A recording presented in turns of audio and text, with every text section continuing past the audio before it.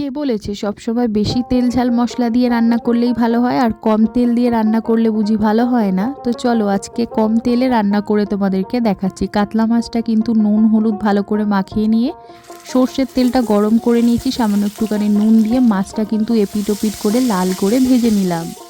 এইবার সেই তেলের মধ্যেই দেখো কালো জিরে কাঁচা লঙ্কা ফোড়ন দিয়ে ফুলকপি দিলাম, তার সাথে দিয়ে দিলাম আলু। এবার ভালো করে নেড়েচেড়ে নেওয়ার পর এখানে কিন্তু দিয়ে দিলাম টমেটো আর কড়াইশুঁটি।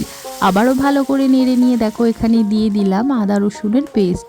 ভালো করে নেড়ে নেওয়ার পর দিয়ে দিলাম স্বাদ মতো নুন, হলুদ গুঁড়ো, চিনি, তার সাথে দিয়ে দিলাম জিরে গুঁড়ো, লঙ্কা গুঁড়ো।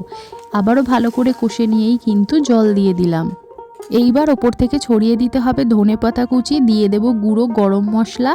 ঝোল ফুটে এসেছে, দিয়ে দিলাম ভেজে রাখা মাছ। এইবারেই দেখো তৈরি হয়ে গেল গরম গরম মাছের ঝোল। ভিডিওটা ভালো লাগলে লাইক করে দিও। বাই।